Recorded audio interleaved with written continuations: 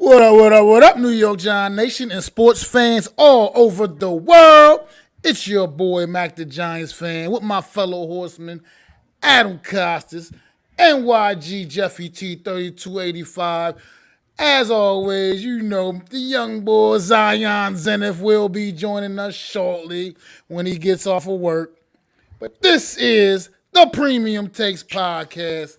Let's go, fellas. What's going on? How y'all doing tonight, man? I am good. How are you? Doing I'm well, just bro. How you delightful, doing? man. I'm turning this Just camera off delightful. because it makes me too slow and it looks like I'm lagging. I hate that shit. It's like watching one of those movies where the dubbing is off slightly. You know, a person talks and then they move their head and then the words come out. I can't be looking like one of them cheap films, so I'm turning my camera off. What's going on in the chat, Levance and Logan. Logan? I'm sorry, you keep changing your logo up, Logan. I keep getting thrown off, man. Yeah, you're trying What's to be going like on with you? the ever changing man. So, fellas, we have finally made it to this doldrum preseason where we've been fighting with people and arguing about shit and just going over the whole kit and caboodle. Today was the last game. It actually felt to me, guys, I don't know about you, but like an NFL Sunday. I was there. I got my lunch ready. You know, I had a shirt on that was representing the team. You know, my kids were in the other room. I kind of got a chance to really sit down and prepare myself for, well, obviously less stress because, you know, the Jets are not the Titans, and this is preseason game number 3. So I wasn't as stressed as I normally would be. But if this was a regular NFL Sunday, fellas, I would have been through the roof. I would have been geeked up. I would have been, you know, probably, I don't know what I would have been doing. But let's get into the game. What's What going are on, some of your Wes? guys' thoughts, concerns, some of the things you liked, the dislike? Let's start with some of the things you liked. Well, look, I still like what I'm seeing from these running backs. The running back depth looks pretty decent. And I had to say, it's going to be tough cuts there, man. And when it comes to that positioning group, because I figured we're only going to keep on about three, maybe four at the 3, most, wow. absolute most. And they've got 5 on the roster. So I think there's going to be a tough cut here and there because I like the way they're all running. They're all running the ball pretty hard. They're running Yeah. north and south. It looks like, man, and that's just a good problem to have, I think. So we're going to be looking like we're going to be decent when it comes to that running back department, man. So I'm pretty satisfied with what I've seen with those guys. Positives, this offensive line is still making progression. We didn't really get to see our starting offensive line today, but they're still making positive progressions. So also okay with that. And honestly, really didn't get much to see much in this game, really. So I don't have much more to positive to take away from this game, to be quite frank. Well, Not I will say I agree with you on the running back thing. I mean, we were pretty deep at that position. I wonder what they're going to do with Joshua Corbin or Deshaun Corbin, excuse me. He seems like a guy I want to try to get on the practice squad, but I could see another team scooping him up. I thought Antonio Williams was going to make this team, but after that big fumble today, well, he got blown up though. He got blown That up. was a nice hit. dude, Kawhi Alexander, boy. I was like, what is going on right Got now? jacked up on And- that play. Yeah, if NFL Primetime were here, Chris Berman and Tom Jackson would be like, he got jacked up because literally I'm watching that play. Antonio Williams gets the ball and like a rocket, boom! And not only did it do boom, the ball came loose. It was just it was one of those things where I called up my friend. I was like, did you just see that? Did you tell me you just saw that to pull a little Booker T out of me? That's what I did. In his defense, I think a lot of guys would have been putting that ball on the ground in that situation. My God! I'm just saying. I'm just saying. Let me ask you this. Let me make my last positive. Jeff will get to you. I have a question to ask you guys. Excuse me. The other thing I liked, I thought Devery Henderson kind of took a step back. Unfortunately, I was looking forward to him being good, but he was really getting railroaded. But another positive I like seeing was the return, the Richie James getting some burn as a return man.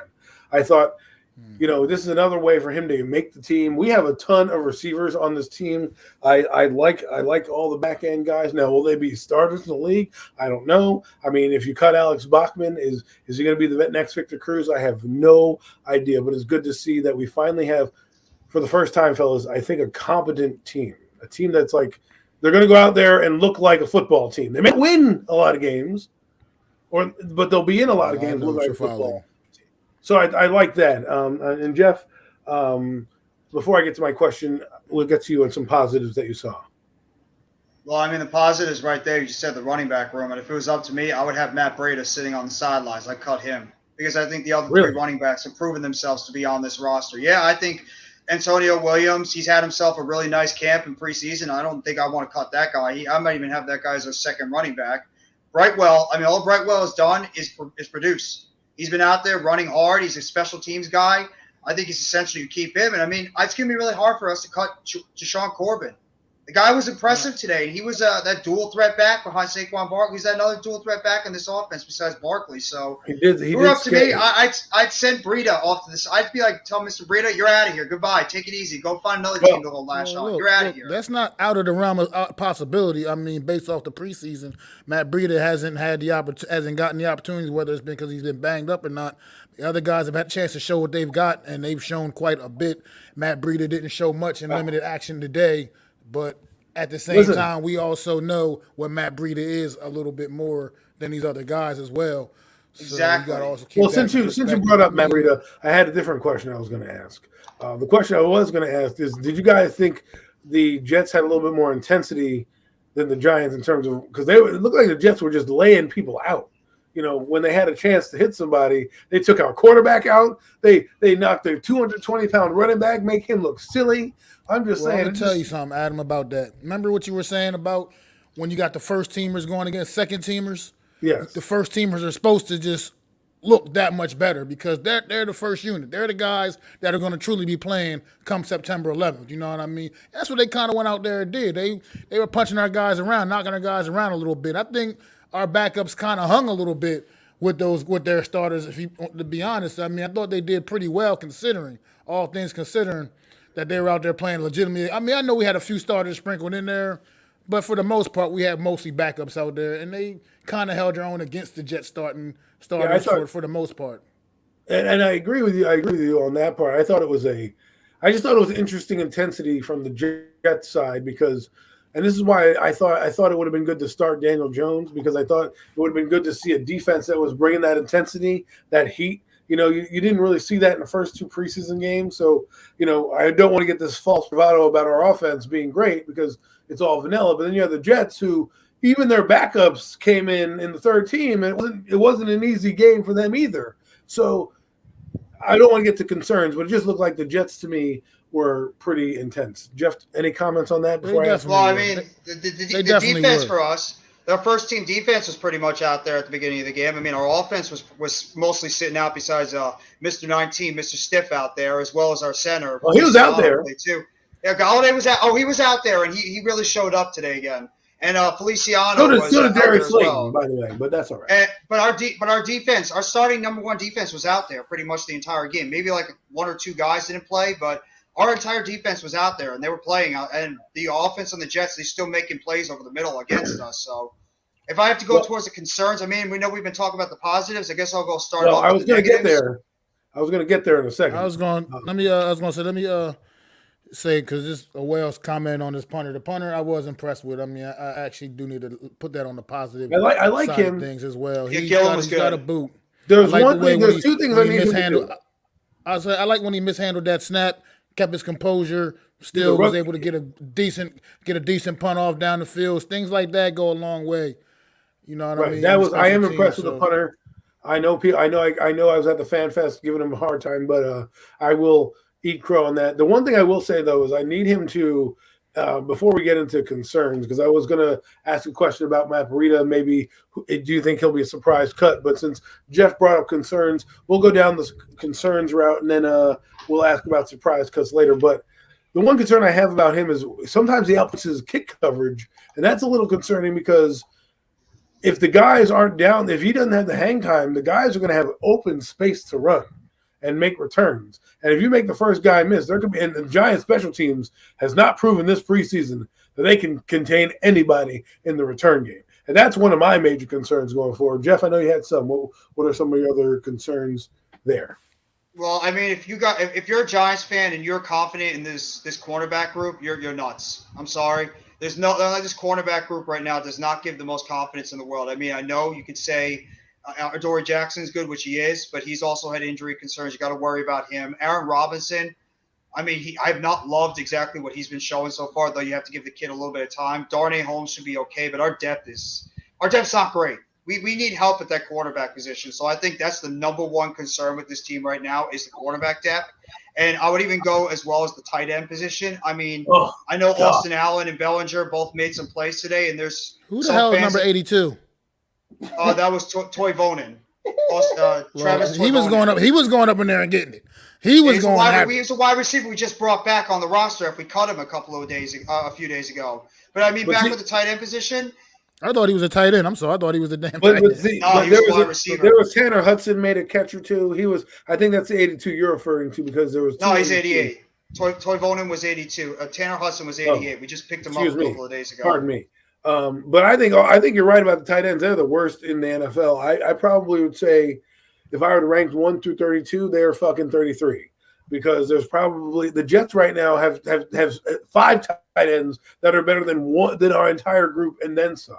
So, I know everyone's like Tanner Hudson or Braden, whatever the fuck that guy's name is. The guy had 67 yards. I'm not counting on him to do shit his season here, right? He's just a body to me until proven otherwise. I mean, look how bad we are. Look how bad we brought in Ricky Seals-Jones, cut. We brought in Jordan Akins, cut. We got Daniel Bellinger knocked out with a concussion. We now have 2 tight ends with a concussion. I didn't. Yeah, he got knocked out with a concussion during the game. He did have a concussion. I know he went to go get tested. I didn't hear any official. He looked like he got hit hard, and he got. I noticed that play too. He looked really shaken up. Yeah. We have Chris Myrick right now as our blocking tight end. We have Austin Allen, who I know he made a touchdown, but we have to not get crazy. He's an undrafted free agent, and we have. Listen, I'd rather start Austin Allen. He at least runs his routes. Well, you know what? Also, these guys sometimes will. Once they get out on the field with all the others decent surrounding talent around them, they might have a way of looking a little bit better as well. I mean, you kind of got to – I know everybody – Eli had that way of making these tight ends good, making no-name tight ends good for the New York Giants. I don't know if Daniel Jones has that kind of mojo, but maybe once these guys get out there and get a chance and opportunity to play with other starters, taking some of the pressure off of them as well when they're out there, maybe they'll have a way of – because Bellinger actually, for what it's worth, before he got knocked out, made a few good catches in this game. Showed his hands off a little bit more in this game. So, So at the same, so I'm gonna be a little more optimistic. We got a bunch of young guys that got a lot to prove. Right now, it's not looking very promising totally because it's a tough situation to be in. But I think we can give these young guys a chance to possibly, show their worth, man. I agree with you, but that means growing pains. That means growing pains. Well, but let's address this comment right here. That. Darius Slayton said that he wouldn't be surprised if he's cut.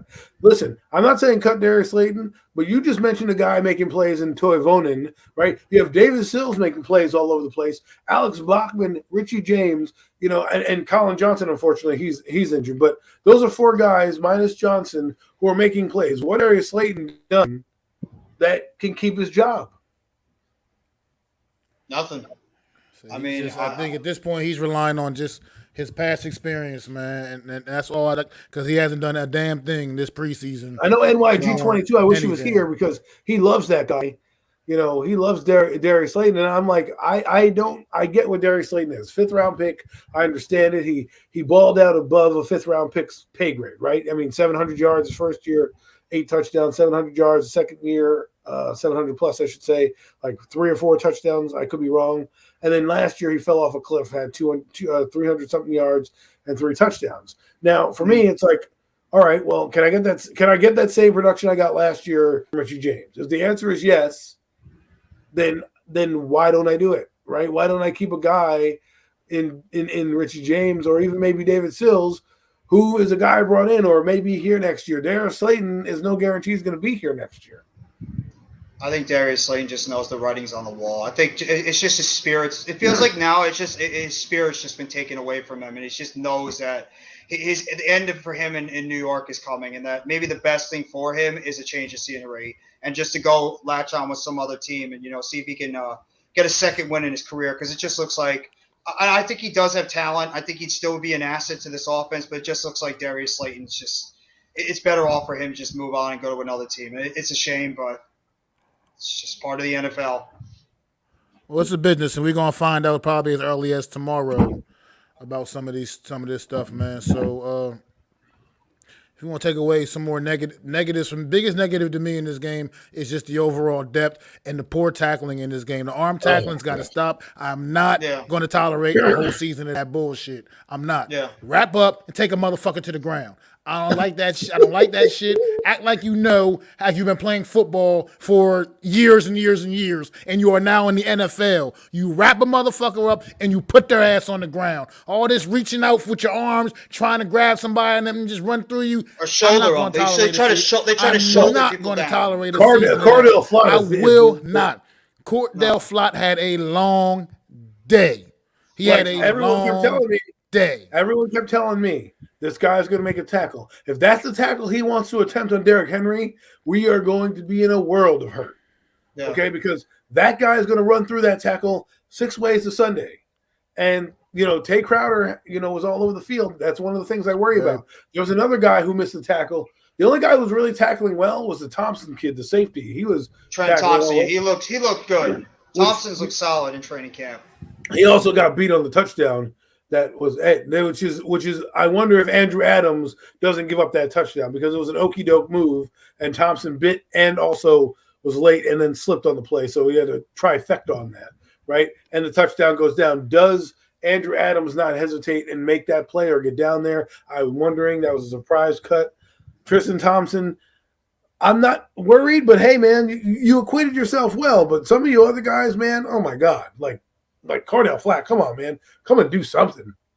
There's nothing that pisses off a fan more than there's two things that really get a fan mad, and it's missed tackles when you should know how to tackle when you've been playing football this long and dropping passes. But that becomes effort to me.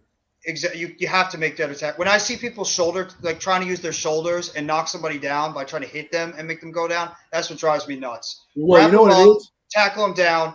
Stop trying to shoulder somebody and stop like Mac was doing. Like, stop trying to go like this. Go in and make the tackle. Don't hesitate and wait for the guy to come to you. Put your fucking helmet, you put your face mask in a motherfucker's chest, you wrap their ass up, and you take them to the fucking ground. That's what you do. Well, that's the way you're taught to do it. And that's some guys wait. They hesitate. They hesitate before and wait for the guy to come to them before they go and make the tackle. You have to go to them, go up there, run up, wrap them, tackle them. See, the Quan Alexander tackle is kind of an anomaly, right? Because he came up and did exactly what we talked about not doing, but the way that he hit that guy and hit the ball loose, I can take that hit. He went all out. But what Cordell Flott didn't do, he deliberately put his arms out there. He had a chance to square up. Right, he had a chance. If you watch the replay, he's coming up to the guy, and Barrios is kind of ducking for the hit, and you go in there and do that lazy tackle, and he spins out, and you get a touchdown out of it. I mean, to me, if this was the 1980s, Bill Parcells would have said, "Bye, see you. You're on the pink slip. You're going home." It's just, and then I know you talked about the cornerback depth. I'm looking at the overall depth in general with this team, man. Yes. It's a little dicey period. All across the board, honestly. Like, I feel like we probably have some solid starters if they're healthy out there to go out there. But then after that, it starts to get when pretty much anybody goes down, it starts to get dicey for me. Well, let's try something here. I have the roster in front of me, and maybe we can go through some positions and see who you guys think may get cut. Right? I won't do the depth chart, but we can go in here and say we'll just talk about out of the quarterback room. I think and people are going to be shocked. I think if Tyrod Taylor is injured more than he appears to be, I would IR his ass today, right? Put him on IR and have Daniel Jones and Davis Webb as the two quarterbacks right now. Not that I think Davis Webb is going to be any savior. If either Tyrod Taylor or Davis Webb come in, our season's over anyways. Not that Daniel Jones is gives me great hope either, but you can clearly tell that he's better than both those guys. So, do you think we should put Tyrod Taylor on there, or do you think they're going to keep three quarterbacks? What are your guys' thoughts?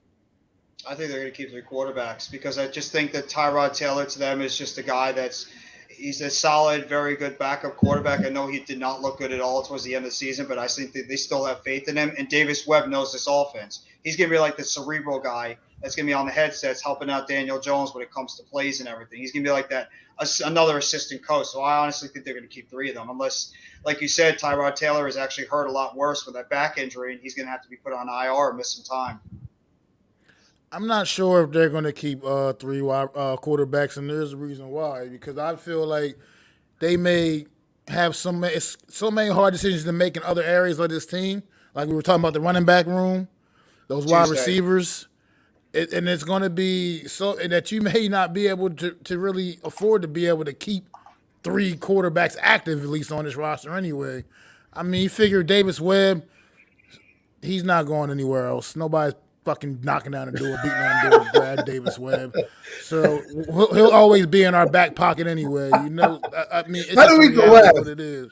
I don't mean to laugh, but it's true. It's true. I don't think anyone's going to be like, "Hey guys, I saw Davis Webb have a great performance today. I'll trade you a 7th round pick." They'll be knocking down his door to throw him on the practice squad. That's exactly where he's going. Right on the 16-man practice squad. I hope he's eligible for the practice squad. I don't know if he's accrued, too much time or not, but we'll see. That's a good spot for him. So we'll move on from the quarterbacks. Mac thinks 2 and possibly a 3 with a practice squad, but he's not really on the roster. And Jeff, you think all 3 are going to make the team? I'm kind of at a loss because to me, I want Tyrod to be on the team just because Daniel. But after what I saw today, I don't really care if we have a backup quarterback at this point because, like I said, if Daniel Jones goes down, our season, which we don't believe is going to be great, is already going to be in the tank. So you might as well, at that point, sign me to be backup quarterback. So if I was them, I'd just take nobody. I just have Daniel Jones and nobody. But if you really want to know the truth, I'll keep Tyrod Taylor and I'd kick Davis Webb to the curb. Say, here, go get your Subway sandwich. Here's a voucher for a free medium soda, and be on my way. Yeah, go ahead. Yeah, I'm just saying because I just think when it comes to that running back room, that tight end room we talked about, we might have to keep an extra tight end just for the fact of how inexperienced our guys are. You know what I mean? Just off of just that principle alone. So it's going to be some decisions that have to get made, and I just think keeping all 3 of those quarterbacks when you're pretty much, I mean, hopefully only going to need one of them on game day most weeks anyway. I hope so. You never know with Daniel Jones, right? That might be. I think the 3 might be a bit of a stretch, especially considering one of them is just. I mean, I hate to keep beating up on this guy. It's just Davis Webb. I mean, it just is what it is. He's just this. Right. What we're doing right now. He's a headset man. Let me move to the running backs. It's Saquon Barkley, Matt Breida, Antonio Williams, Gary Brightwell, Sandro Platzcomer, and Josh Comer. I'm just going to do one favor for you. I'm taking out Sandro Platzcomer. I already know that he's not going to make the team, so there's no reason to bother even talking about that guy. But the rest of the guys, fellas, who do you think makes the team? Who do you think maybe a surprise cut? Like Jeff said, Matt Breida may not make the team. That's a surprise to me. Well, obviously 26 is making the team. Do we have to even mention that? 26 is making the team. You're right. I believe, I don't know. I think you got to find a spot for Brightwell, man. Because he's clearly does bring some degree of value to that backfield, and he's a good special team player, man. So he's got that going for him. I mean, he's not going to be your top return guy, but clearly he was showing today that he can do it. He's capable if need be. And he's also a pretty good cover guy on special teams. And like I said, he runs north and south. He doesn't seem to be one of those guys that's going to be doing a lot of east and west running and losing yards. He's going to get positive yards when you hand that football off to him, even if it is only 1 or 2. He's going to at least get north and south and get some. I mean, I just like the way. I mean, we saw him in the first preseason game. He looked really good. He didn't play at all in the second week for whatever reason. I have no idea why. But once again, with his opportunities today, he looked pretty damn decent, man. So I just don't see how you're going to absolutely just outright cut this guy. I mean, I know the other kid, the one that, what's his name, the one that got blown up earlier, Antonio Williams. Is that what his name? Yeah, he's been also another one that's just been running hard, man. He's been excellent this preseason. And yeah, I mean, I could honestly, now that you brought it up, Jeff, I could see Matt Breida being a surprise cut. I can see that. Well, I Because it's mean, just based off of what these guys have been doing this preseason. Because you got the other kid Corbin too. That's just like He's he's good today. been balling too, man. well, And Matt Breida hasn't given you a whole lot. No. let me throw these little nuggets at you right here. Antonio Williams is signed till 2024, and Joshua Corbin signed till 2025. Matt Breida is gone at the end of this year, at the end of this season. So if you put your logic guys on the table, I would probably rather keep Corbin or I guess Williams because they may be here next year, which means they might have a little future with us going forward, as opposed to Burita, who is signed on a 1-year deal. No harm, no foul to him. He can find a new job pretty quick. Well, he's not going to clear waivers. If we were to release him, Matt Breida's not clearing waivers. He will be on the team this year. He has good NFL tape, good resume overall, solid resume. So he'll be on somebody's squad. Maybe it's just not meant to be here. It is what it is. Well, the question is, would you take Joshua Corbin, Antonio Williams over Matt Burita? Is the question. Like if I would. Yes, I would. I would do it because I think I really like what you've seen from Joshua Corbin. He even actually does a good job picking up the blitz. He's the guy that you saw what he did today. He's a guy that can flush out over the middle and make those catches, or sort of Saquon Barkley does. He's actually a pretty good north-south runner, and I mean he's a talent that I don't know if I want to get rid of immediately. And Antonio Williams has looked good so far. I mean, Breida we signed him for what, like a 1-year cheap deal this year? I mean, we could get out of it easily and just I'd rather keep these young guys, and we know Barkley. He's gotten hurt a lot, so it's better to just keep these young guys as depth. And he's never really been consistent when it comes to injuries too. So I'd rather keep the 3 young guys in Barkley. What up, fam? I think Barkley, Brightwell, Corbin, Williams in that order, and then a fullback, and then that should be that's what I would do if I was the Giants. I think yes, we signed Matt Breida in the offseason, but I mean, like Matt Breida showed, like we all know that he's not like a A-list stud, and we're not looking for him to be an A-list stud. But if we can develop our running backs we have on rosters, such as your Brightwells of the world, such as your Corbins of the world, I would want to see them do that. And like Jeff shown, they've shown how to make to have the ability to make plays in the preseason. So if we can develop them, I would like that. I mean, like Matt Breida is a proven veteran. I do like him. I did like him when he was on, I believe he was on San Francisco. Before he left to his other team, before he came to us. And that being said, like I do like him. He is a playmaker, but do we really need to pay him that much when we can probably get away paying Corbin less than half of what we're going to be paying him, And I believe Gary Brightwell's contract is less than $800K. I mean, like I could be wrong, but I mean, like why are we going to waste money when we have these running backs that can? I mean, like I'm not saying they're going to come in and replace Barkley. I'm planning on Barkley, hopefully stored into being healthy the whole season. But if any reason, I will feel comfortable on maybe not in a crucial game, but maybe on a 3rd and 1, bringing in Brightwell, having him go pick it up. Like it's not something crucial where Matt Breida has shown that his skill level is way above Brightwell or above Corbin. It's not that much above them. So that being said, let's go keep the cheaper guys and the younger guys. And to be honest, we already did it with the safety position. I mean, we got rid of a guy like Andrew Adams who we brought in because we want to see what the younger guys could do. Why don't we just do it with the running back position too and see what these young guys could do on this team? Why not? I mean, Breida is what it is. I think these young guys we have on this roster are going to be a lot better than we think. So I'd rather go see what Corbin, what Brightwell, what Antonio Williams could do behind Saquon Barkley, and then just say sayonara to Breida. I agree. Let's play Russian roulette with the next position because the next position is wide receiver.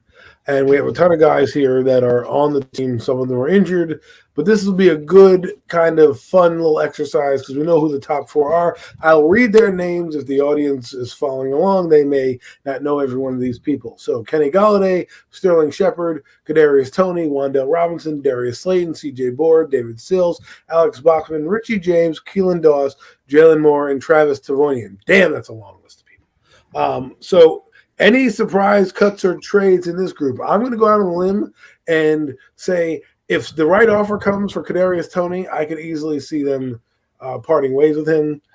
just because of how weird the offseason has been with this guy. I wanted to be on the team, but Joe Shane, he's a guy that likes to wheel and deal, and the Giants are going to need draft picks next year in case of an emergency, break glass for a quarterback. So they are going to need probably some type of capital back. Go ahead. Sorry to interrupt, Adam. I was just giving a shout out to our loyal subscribers that come and watch our show. Thank you guys for coming today. Appreciate it. Thank you. Another guy that I think could be traded that was kind of interesting that didn't really do himself any favors is Darius Slayton. Yes. He didn't do anything. He made a great catch in practice.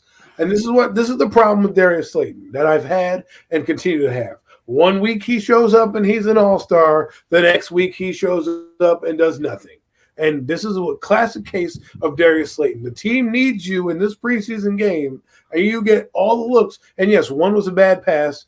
It was off, but there was one that was in his hands that you're going for a 3rd and 5. The ball's in your vicinity, and you dropped it. Like, come on, bro. You got to make that. You were making a one-handed catch with a DB on you in practice. You can't make this play. And these are the type of frustrating plays that get me angry about Darius Slayton and say, listen, I'd rather keep a guy like Richie James who's caught everything in front of him. I'd rather give a chance to a guy like Keelan Doss who is not going to cost me as much money and is an up-and-coming player that maybe we can develop and he can be something. Because if you want to look at this, guys, there is, let's see, 1, 2, 3, 4 players on the team right now that are scheduled to be here next year. And 2 out of those 4 guys are not even – well, actually 3 out of those 4 guys aren't even guaranteed to be here just because of their status. Sterling Shepard, Kenny Golladay, and Kadarius Toney.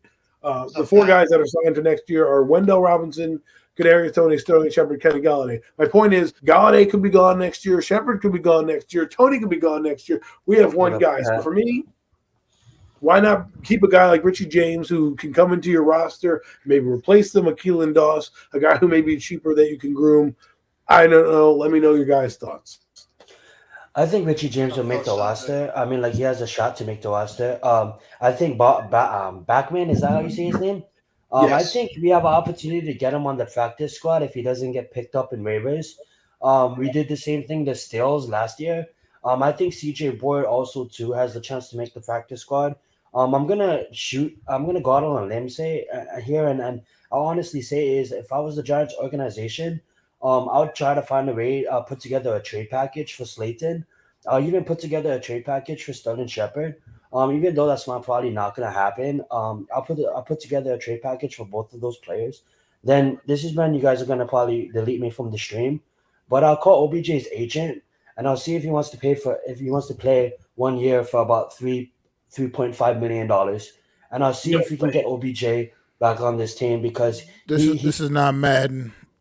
He's not going to be back until November. He's going to be out until November. Okay, so because he's going to have Kadarius Toney and Odell Jr. in the same receiver. He's putting all these subliminal texts about how he wants to win a Super Bowl with his dogs, and it kind of. I'm just going to tell you right now, if you're going to trade away his boy Sterling Shepard, he ain't coming because he would be coming here for Barkley and Shepard. Those are his guys. I'm going to tell you right now, nobody's signing Sterling Shepard because Sterling Shepard has never played 16 games.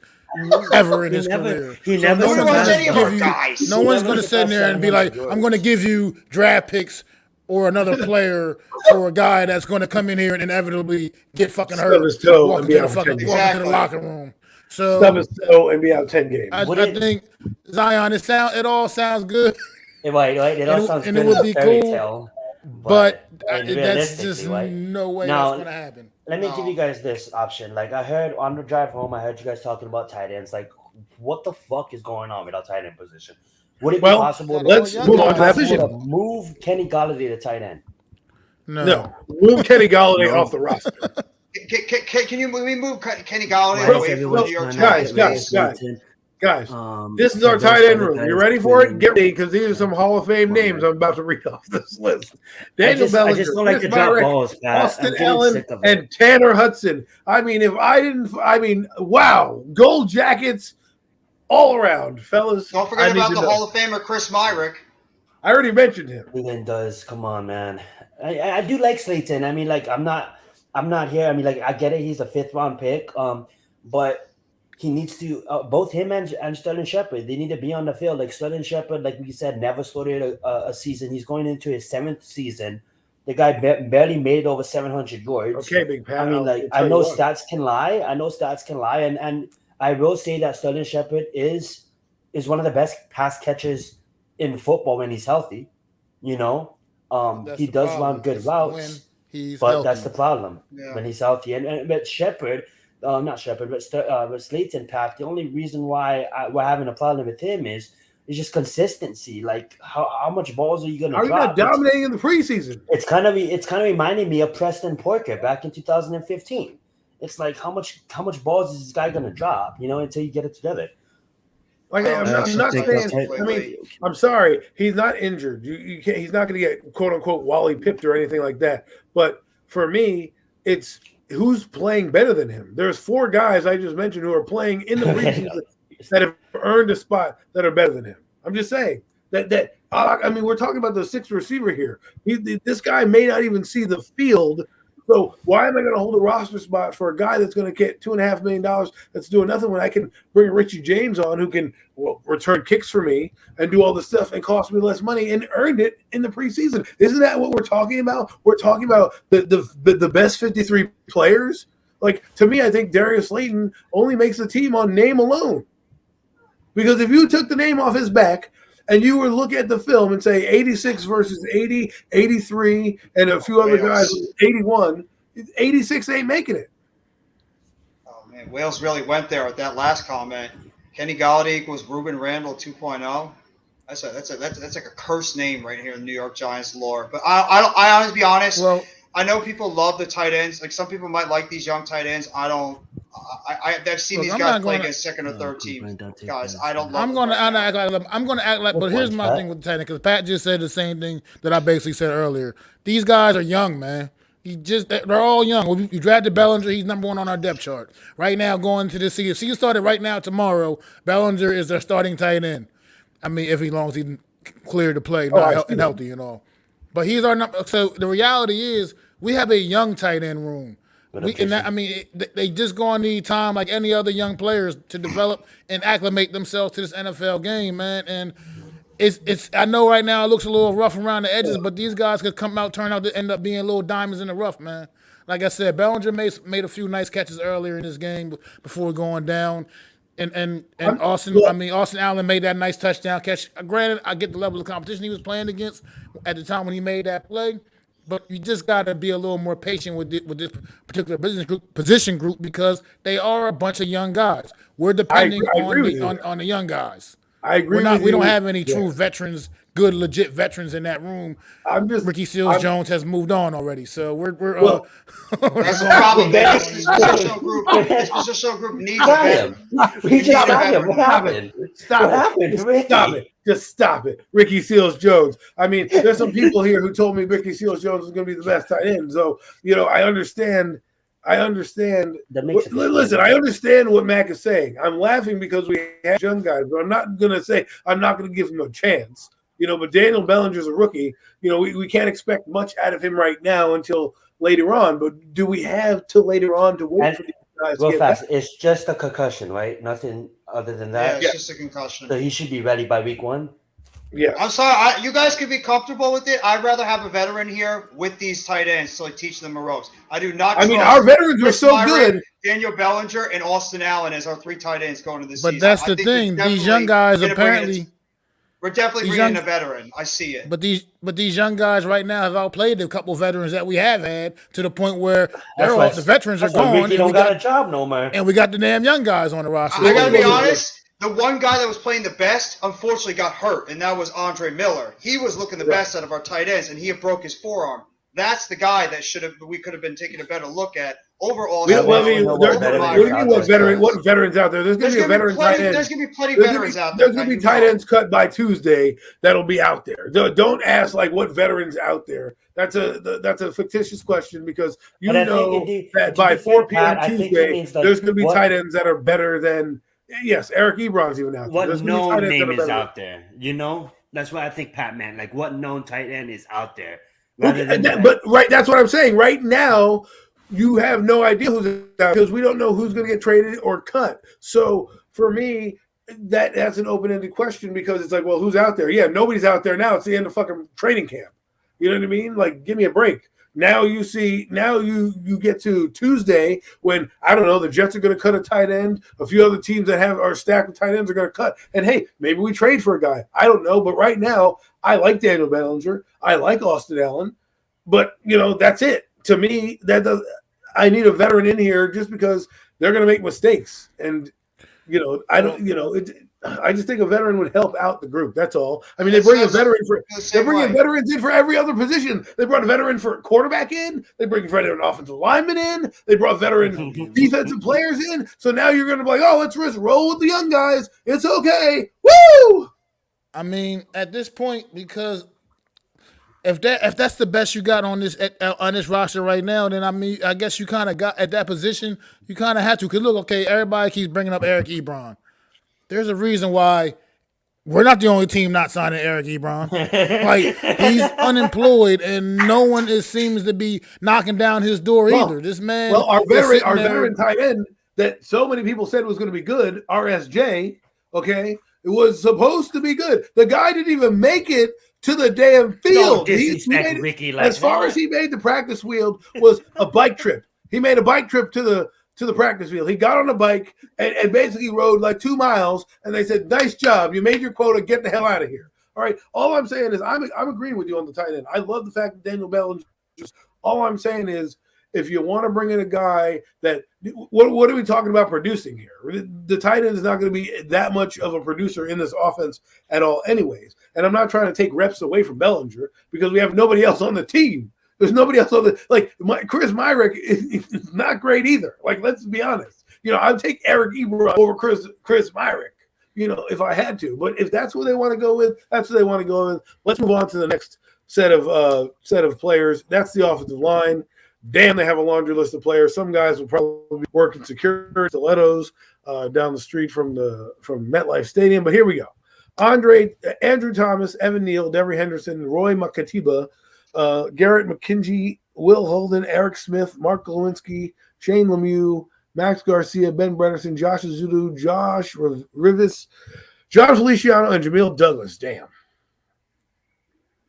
Who do you think out of this has made the team? We already know Andrew Thomas, Evan Neal, John Feliciano, and Mark Glowinski. But who do you think is our left guard? I know Brian Dable came out and said the left guard may not be on the roster. This is a concern for me, at least. Starting anyone. I mean, if you start Azudu or you start Brederson or you start anybody not named Lemieux, I'm a little concerned. Your guys' thoughts? Well, I mean, Lemieux's got to get healthy, man, to be able to start. So that's his biggest issue. Been holding this guy back too for his whole career so far. He has not been able to stay healthy and stay on this field. So that's the biggest problem. I mean, right now he's penciled in kind of as a starter, but we haven't seen much from Lemieux. We haven't seen much of anything from Lemieux this preseason because he got hurt and pretty much immediately in the first preseason game, if I'm not mistaken. So with him, it's just the injury thing, man. With him, this guy can't stay healthy. He can't stay on the field, man. And I'm comfortable with our starting five. It's just everything else that's behind them. Where, like I said, things start getting dicey, man. Like I said, it's the overall depth of this team, period. I'm fairly comfortable with our starters for the most part. It's just that once guys start going down, man, is where I'm just not sure if we're going to have the chops to be able to just, recover from anybody truly getting injured, any of the starters going down, man, because I just think the depth is pretty weak, man. I mean, Zudu, I like what I've seen from him. But he's a rookie. He's also a rookie, another young player, man. We got plenty of those guys out there, man. This team definitely needs that veteran presence to be able to glue the whole thing together. Veteran presence. I'm sorry, I digress. Because I thought veteran presence weren't needed with certain positions, but I guess they are. Hey, stop. I'm just saying. Tight end, offensive line veterans. I love your little joke you made right there, though. Hey, listen, I'm just, I feel you. I think exactly what Max said. I don't want to go and repeat him, but I think I'm comfortable. I'm comfortable with our starters. They're shown they can. I get it. It's against second stringers and third stringers, but they've shown push.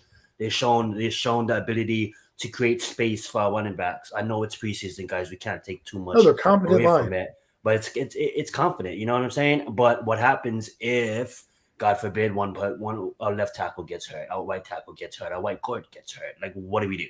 That's what I'm concerned. But that's what I'm concerned at, because like I believe the five that they're gonna march out on the field week 1, hopefully can gel and learn together, and then hopefully by ending of September, the middle of October. Sorry,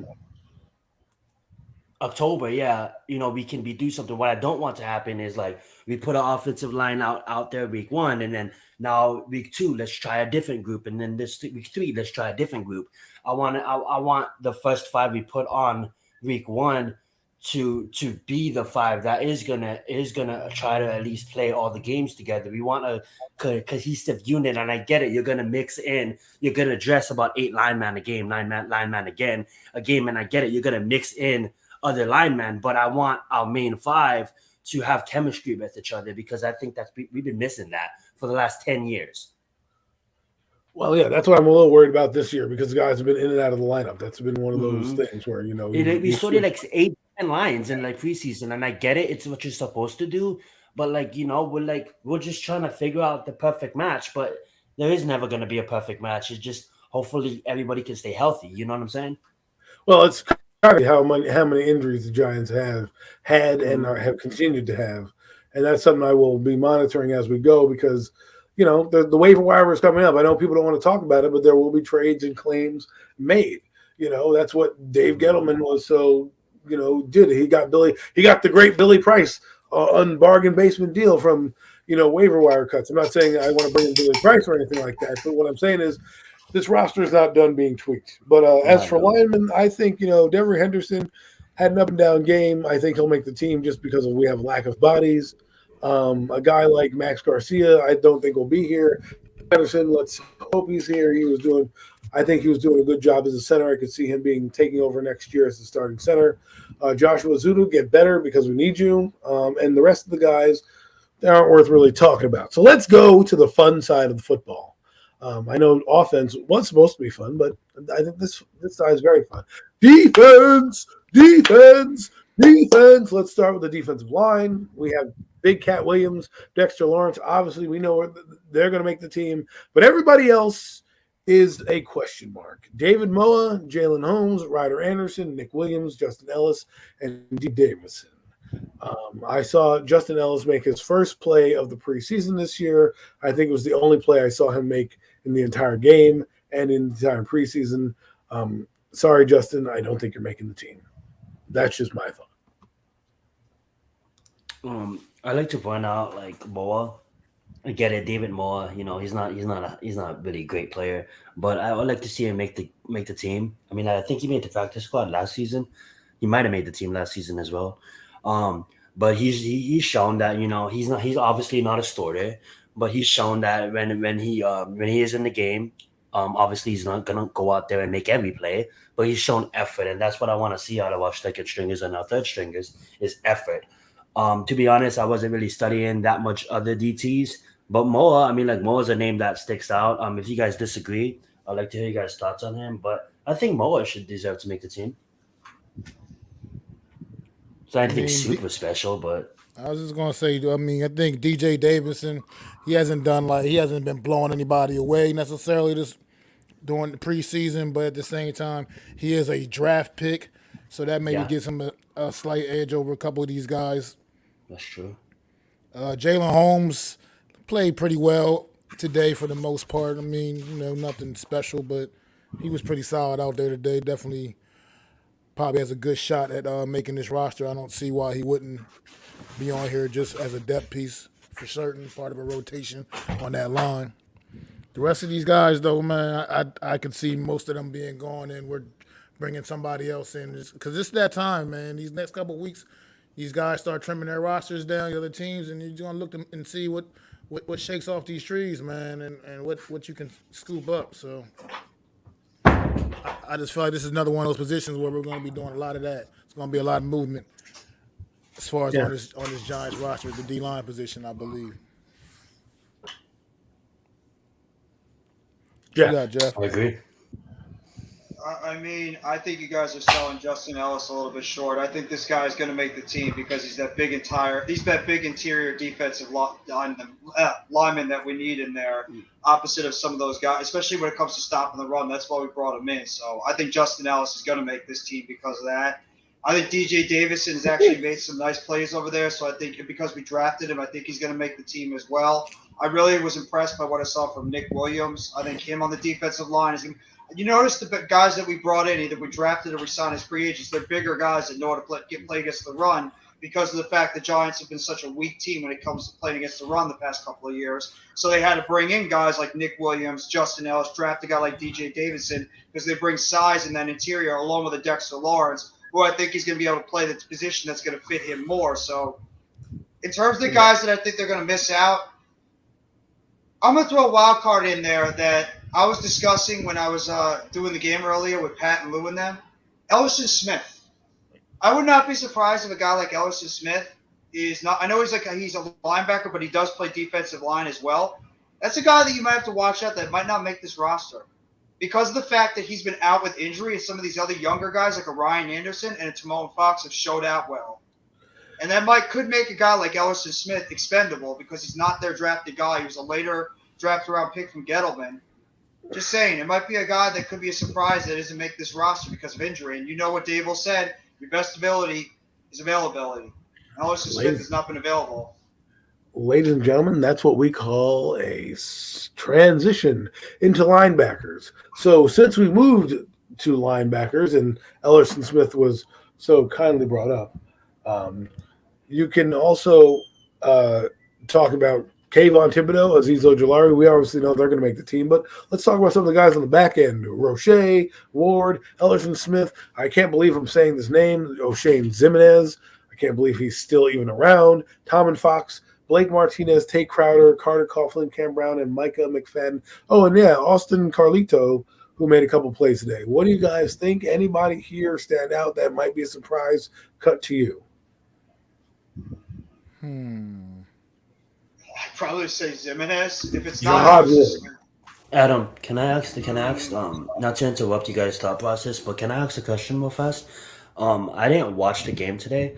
Is there any player that kind of stuck out today that kind of you guys think would make the team? It doesn't have to be Austin Calitro, I thought stood out very well. He's been standing out a lot of these preseason games. I think he's earned himself not only a spot on this roster. I would actually have him play a little bit because his instincts aren't that bad on the field. So I think Austin Calitro is going to make this team. I think he's a training camp, body at best. But hey, look at the rest of our linebacker core though, on the inside. Yeah, but he's buried on the depth chart, bro. He is all the way at the bottom of the depth chart. And I know he made that big pick six, but he's so far down on the depth chart. He has a lot of guys to leapfrog to make this roster. That's just the facts when it comes to him. I think he was a guy kind of brought in more or less to be a training camp body, and he's a veteran. He's been around the league for a few years now. I think he's about 4 or 5 year vet. So he's bounced around quite a few teams in that time period. There's a reason for that. You know what I mean? He just is what he is. I mean, he's a decent player. He's one of those kind of good guys you love to have getting your team prepared for the game on Sunday, but you're not necessarily hoping to want to depend on this guy to be in the game on Sunday. If you follow my thought process. Yeah, so if he's our starting middle linebacker, we are in trouble. But that's what we hope for, right? We hope like one of these guys like that. We're not expecting to have a great season. One of these guys lower, maybe not that low on the roster, but mid roster. Maybe not a starter. We need those. We all. And I don't want to take away from your question, Adam. So please, you can answer Adam's question. Well, I'm not going to misinterpret what I said. I didn't say that I want him to start. I'm saying this guy's earned the right to be on the roster. No, he's played well enough to make the roster. No, and thank you. Thank you for saying but that. I don't think they're going to get rid of Blake Martinez, Tate Crowder, Micah McFadden, Cam Brown for Austin Calitro. I disagree. I think so Cam Brown is on the outside looking in because he's not their guy. He's been buried on the depth chart too. I think Cam Brown and Carter Coughlin have He a good was chance playing to come into this today. roster with the 3rd and 4th team. He played with Carlitro. He's the first guy to catch him in the end zone. And he I mean, the hasn't done guy's on the anything. same level to me. I'm just saying, Carlitro, again, if you look at cap numbers, Cam Brown, 2024, Austin Calitro, 2023. And one guy's 24, another guy's 28. So to me, if I'm doing the GMing, I'm saying Calitro, see you later. You know what I mean? Like if Calitro leaves, it is not going to make a big difference. But I rather if you think Cam Newton has anything, I mean not Cam Newton, excuse me, Cam Brown has anything, make sure you keep him around. Don't just get rid of him because you want to get rid of him. Now, a guy that I would like to keep, Tom and Foxen, the question will become, do I IR Ellerson Smith because he's got a problem with his whatever body part, or do I cut O'Shane Zimenez? Because to me, again, I'd rather cut O'Shane Zimenez and keep a guy like a Tom and Foxen who can probably be here and be groomed into whatever defense Wink Martindale wants to be in. I'm going to be honest about Fox. I think that kid can turn into a great player. His motor, he has that it factor when it comes to his motor. It never stops running, man. This guy plays to the whistle. He is the epitome of play to the whistle. He's one of those guys, and I love guys like that on my team. Those are the kind of guys you want to rally behind, and those are the kind of guys that's going to keep everybody motivated, keep everybody going, man. Because that's when the last 2 weeks watching this guy play. Sure, he didn't make the plays he made, the big plays he made like a week ago. You know what I mean? He wasn't as involved so much, but he's still a hustler, man. He's gone from the second that ball is snapped until they blow that whistle, man. And it's not going to be anything in between, man. He's going to give you all out efforts each and every play, man. So I would love to find a way to keep that kid on this roster. Oh, he made the roster when he made that tackle last week against Cincinnati. He sealed his roster spot with that move. I think he's definitely going to be in the roster. That's why I wanted to pose that question. I mean, like, I didn't want to interrupt Adam hosting the show because, Adam, you're doing a perfect job, by the way. Good job on that. I was just thinking, like, we all sit here and we all think that when I mean, like, it's fair to say we all know that it's a foundation year and we're not gonna go out there and push the playoffs, right? But let's just play a hypothetical. And Matt just kind of gave a good point in Fox. It's like, if we are gonna push the playoffs, if we are gonna, we have our other community, Big Blue Crew. We have Lou saying 11-6, right? We have a lot of other community members saying double-digit wins, saying pushing playoffs. Okay, hypothetically, how are we gonna push the playoffs? We are gonna need these players to step up. We see it on other teams every single year. We've seen it on the Cowboys last year of Diggs having an outstanding season. A player that we don't expect to be a starter, don't expect to be a stud, come out and ball if we are going to make that push. Of course, health plays a big part too. We all have to stay healthy. My question to you is, I believe Mac answered, but if you want to name something different, you're more than welcome to. And then I do want to get back to the linebacking question because I do like Adam hosting the show. My question to you guys is there a player on the roster that you can fill that could be that player? Every time he gets on the field, he may not be a starter, but he's a dog. And I would have said Colin Johnson, but he's okay. Yeah, Colin Johnson just got hurt. Yeah, is there any other player that comes to mind, Adam? To be real, I want to see. I'm not. I want to see. The starter stand. I want to see what Julian Love's going to do because to me, it's like we don't talk about that guy. But he's like one of the most important DBs on the team. But we don't say he comes in and does his job. So I really want to see, what they're going to do with him because I think they should sign him. I think, he's a solid player. To me, this is what I would have done if I was a GM. I would have, kept Andrew Adams, bench Aaron Robinson, move Julian Love to the corner position.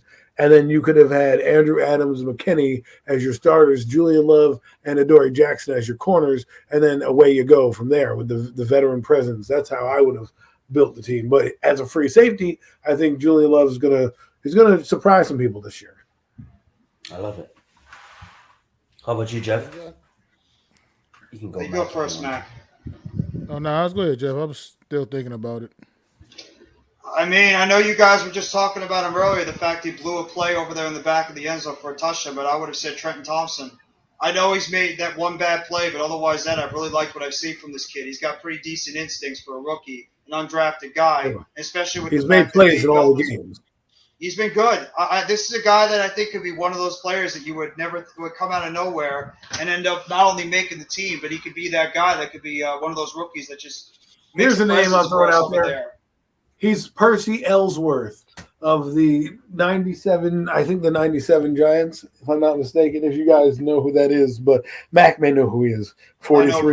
I know Percy Ellsworth. I know exactly who he is. Percy Ellsworth was a safety who came out of nowhere, hit people, was big, made some plays, and stuck around with the Giants for a couple of years. If you guys don't know, Trenton Thompson kind of reminds me of Percy Ellsworth.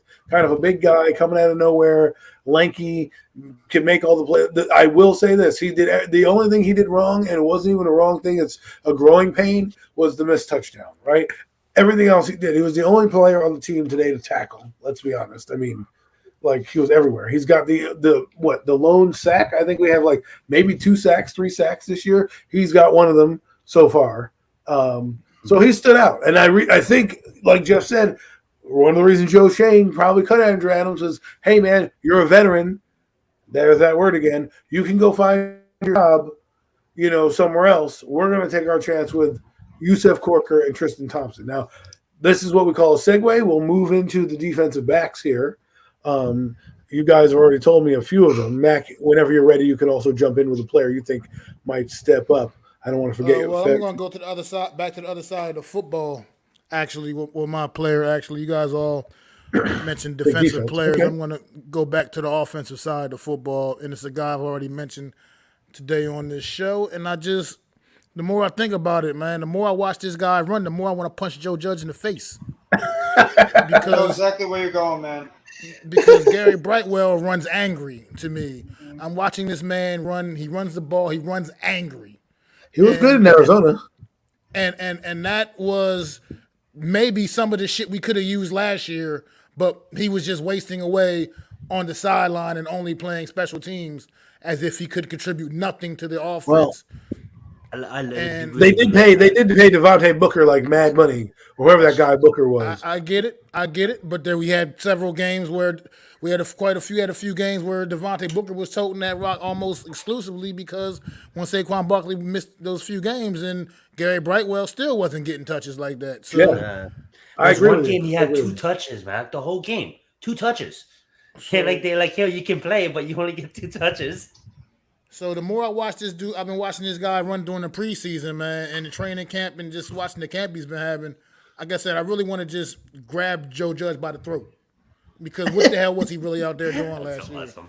Was he just completely sabotaging his football team, or what was he doing? Or is he just truly that clueless and has no idea how to evaluate talent properly? I think you just said it. The players he has on his team. This is just. I think you just said it at the end of your sentence.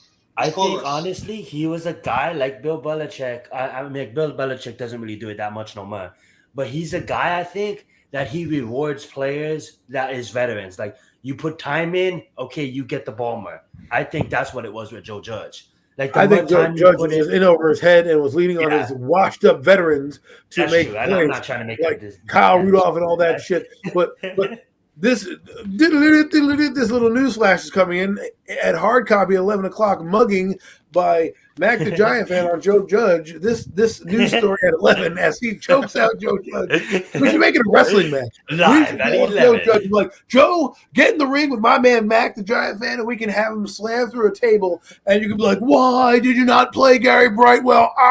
You know what I mean? Like something crazy. It would be fun. A lot of fun, but guys, thanks for giving me. And don't get me misconstrued. As bad as the season was last year, I'm not acting like, Gary Brightwell would have just completely changed the season. Oh no! But you should see him. We should have seen. But we went 4-13. Like he should have got a little more work. Right. We went. It's not like we were world beaters. You know what I mean? It's not like you couldn't give the guy some burn. It's like, hey, kid, we're going to the playoffs. We're going to need to start the veteran. No, we're going nowhere. We're going to the dumpster fire. Here, have a couple carries. It's not even funny when you think about it that the guy's that talented and yet he was buried over there. Didn't even get. They drafted him in the 6th round. They were like, It actually pisses you off the more it makes you laugh. I'm like pissed off just thinking about it. I'm watching this kid out there on the field. I don't want to talk about hard, last season. That's why Mac wants to choke out Judge. It's annoying. Hey, let's not keep Dave. Let's not, let's go egg Dave Gettleman's house in Cape Cod if we're going to go choke out Joe Judge. Because he's also a proponent of that too. We got all this because he had to. First off, Dave Gettleman. I don't want to say anything, but 2 running backs you paid in your tenure have either not played or were overpaid. Robert, got 1 game, great job for him, 1 game, and then you gave him a pension plan. The Giants signed away his deal, and then you had Devontae Booker, who, by the way, we paid a couple $1 million for in a 2-year deal. We can't possibly start Gary Brightwell. No, that would make us look stupid. But anyways, moving right along, folks. To the defensive backs, we've already talked about some, but let's give the list out to the audience if they don't know the team or may not know these guys, or hey, maybe listening from somewhere on a different team trying to scout us, a.k.a. No, I'm just kidding. He's not really scouting us, but Adoree Jackson, Darnay Holmes, Aaron Robinson, Rodarius Williams, Cordell Flott, make a tackle. Zion Gilbert, I wanted to make it because Zion's on our podcast. It'd be funny to have a guy named Zion on the team. Darren Evans, Khalil Dorsey, Olaji Griffin. Sorry if I pronounced your name wrong, but you're not going to make the team, so it doesn't matter. Harrison Hand, Julian Love, Dane Belton, Yusuf Broker, Trent Thompson, and Nate Meters. What guys besides Trent Thompson do you think is going to be here? Do you think Dane Belton actually gets some burn? To be honest, I'm really concerned about this position. I'm not gonna answer the question. What I am gonna do is I'm just gonna say I'm very concerned with Alex for this position, and if one body goes down, we have shown that we have the ability to get there to make up speed, but we are still showing some mistakes. Yes, we have some good tackling out of this position, but yet we're still showing some mistakes. You didn't watch the game today. I didn't watch the game today. Was the tackling bad? It was bad. I was in the corner, and Mac was like, wrap your fucking hands around him. That being said, it makes me concerned because this is preseason, guys. This is not going against Aaron Rodgers. This is not going against the Tennessee offense in week 1. We play some big receivers this year, and let's not some big backs. Some big running teams. Some big running teams as well. Let's not disrespect the homie that plays in Carolina as well. That kid literally probably gonna go off on us over 100 yards to be playing. I want to have hope in our DBs. I think they can turn it around. I just want to see them locate the football when the ball's in the air. I see a lot of makeup time and just batting it around, but I don't see them actually playing. And I get it. I'm not a cornerback. Cornerback is one of the toughest positions to play in the sport. I'm not out here trying to diss our team, but what I'm saying is it makes me really, really concerned because I don't know who our solid for sure number 2 is. Is it Holmes? Is it Robinson? Is it Flott? Like, I don't know for sure who it is. It's probably going to be Robinson. But I don't want Flott. I don't want anywhere. I don't want Flott. Anywhere near the starting line. Here's the thing. It's just so confusing. Here's the thing. Okay, you got Aaron Robinson and Adoree Jackson looking like they're going to be your 2 starting corners. Aaron Robinson is going to clearly be going through some growing pains. Hopefully, they don't linger any longer than maybe at worst the first month of the season. Hopefully, he can get all that because I feel like this kid. A lot of times he's in position, but he's just not. It's just something's not quite there. The light bulb's not. He's a slot guy. I think not quite all the way on. Well, I agree with that. I do. That's what he came out of. That's what he's more was a specialty, being a slot guy. And we're asking him to do something that he's not necessarily the best. What I'm saying, he's going to have to go through the growing pains. But I think this kid's a player, and I think with enough reps, he will eventually. The light bulb's going to come on. I really believe in this kid's talent. Now, Darnay Holmes is what he is. He's a nickel back. He's going to be our starting nickel back. I agree. Robinson shows skill. And I believe he's solid. And I believe he's solid right there. I believe we're good with our safeties. McKinney, Julian Love. I'm okay with that. Here's where I'm not okay. I'm not okay if any one of these guys get hurt. Then I'm not okay. I'm no longer okay. Cordell Flott. He came out of LSU. The big scouting report on Cordell Flott. Oh man, don't let him fool you. He's a corner. They'll go up there, stick his nose in there, and make the hit.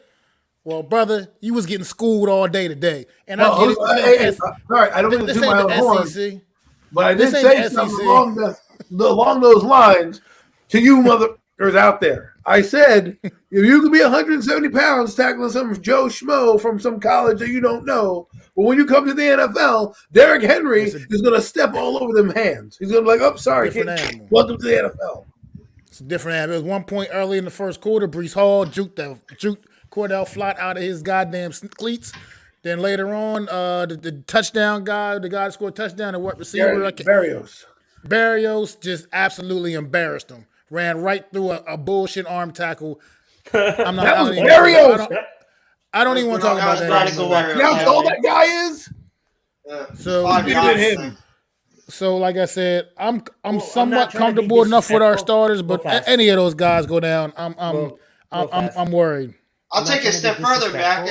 If Adoree Jackson goes down, we're really screwed. But that's the guy that has to stay healthy. Speaking of Adoree Jackson, didn't like the fourth or fifth string running back in the first preseason game on the Patriots, it might have been against the Bengals, like Adoree Jackson totally flopped the tackle.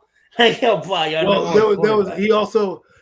missed the play, but the thing is that's going to happen. Here's the problem, right? Adoree Jackson's not a press corner. Yeah, man. And the thing that's going to happen here is what's going to happen if Tennessee, because let's be honest, Tennessee's coming out, they're going to run 12 personnel and they're going to run down our throats. Okay, they're going to make 8, 9, 10 in the box for them to have one-on-one on the outside. They're going to do that. And Ryan Tannehill is going to do that little play action fake. And, if Micah McFadden or one of these guys is in there that's young and bites on the play fake, that's going to be 6 quick. You know what I mean? But that's how Wink Martindale's going to play. The problem with Pat Graham last year is he wanted to play the Martindale style. But he couldn't because of the personnel and the injuries on his team. So what did he do? He dropped his cornerbacks 15 yards off the football so they can make tackles in front of them so they can get beat over the top. The question will be, will Wink Martindale make that adjustment and then make the defense less aggressive because your corners are your liability? That will be the problem. Well said. Well, fellas, that is the defensive backs portion. We don't need to go through the portion of the special teams because pretty much we know that Kreider, Graham Gano is our kicker. Graham Gano is and he's concussed. Long snappers matter too. and Jamie Gillian, who I'm sorry for making fun of you, Jamie, and your locks. You look like you're like Drew McIntyre's cousin or something like that. But let's hope that he does well in the cold weather. That's the only. There's 2 things I'm worried about with him is cold weather. I want to see if he can. Coffin corner kicks, which is going to be big. You can't just boom it all the time. Sometimes you're going to need to pin him down inside the 20-yard line or inside the 5-yard line. Let's see if he can do that. Right now, it's good to boom kicks, but Matt dodged boom kicks out the freaking wazoo. When push came to shove, he couldn't put it in the coffin corner, and it cost us a game. So let's hope that doesn't happen. The other thing I would say is Graham Gano, get well soon. Crazy Crowder, get well soon. And we can just close out the remaining. Let me get a question out here right quick to everybody. I just was curious. Something I've been curious about. The Tyrod Taylor play when he got injured. Now, nothing was dirty about that play at all whatsoever. Nothing was dirty about it. 100%. Good, clean football play. If Tyrod Taylor's jersey number said number 12 and had a Brady on the back of it, that's a flag. Would you have seen a yellow flag on that play? There would have been dirty laundry on there. I didn't see the play because I didn't watch the game, but I don't even know if Daniel Jones gets that call. Like if Daniel Jones is the recipient of that hit, I think it's still the same hit. I've seen referees ignore hits on Phillip Rivers and Big Ben because they're known to be tough quarterbacks. But then Aaron Rodgers and Tom Brady gets all the flags in the world because they complain like bitches. But that's the point. It's true. It's true. I'm not trying to complain. It's the truth. And there is favoritism by the refs. I mean, you saw it. You see it. I mean, the Giants, here's the problem. The Giants are a cursed team when it comes to penalties. And when you're a losing team, you don't get the benefit of the doubt a lot, right? And so and this is a good segue into it. Let's give our like final thoughts on what we think after seeing 3 preseason games, seeing a couple of these guys make the team or fight for roster spots. Let's give our honest evaluation, good, bad, or otherwise, of where we think this team may land, either record wise or what your expectation levels may have gone from the beginning of the off season / preseason to now on the cusp or doorstep of the season. Well, I'll take this one away real quick, fellas, because my expectations are still around the same as they have been, honestly. But I'm going more down just based off of the fact that I think we're going to be a very young football team going through a lot of growing pains. But I think we're going to play a lot of solid football as long as we can stay healthy. But I still don't think it's going to amount to anything more from anywhere from 6 to 9 wins, and that's just me being honest about off what I've seen out there this preseason. I think we're going to just be going through a lot of growing pains. There's going to be a lot of things to learn along the way. But I think we're going to get some good experience throughout this season, and it's just going to be that stepping stone going into the future. I think we're finally headed in the right direction. However, I really believe that, but I still don't think we're going to amount to much more than anywhere from 6 to 9 wins is where I put this team at this year. Yeah, I'm gonna follow that. I still have us winning about 7 games. I did like what I seen in the preseason, but keep in mind, like, there's no easy schedule in the NFL, and the easy win teams supposed to be like the Jacksonville Jaguars, the Detroit Lions, the New York Jets, the Houston Texans. So no easy work in the pork. The Lions have a roster, the Jaguars have a roster, the Texans have a roster, and the Jets have a roster. So those are not easy win games. When you look at our schedule, we play a lot of tough teams, a lot of teams that's trying to figure it together and put it together. I think Brian Daboll, Mike Kaffer, and Rick Mortendale will have the team. Uh, I'm not trying to forget about our special teams coordinator as well. But we'll have our team prepared weekly, and we'll have our team competing.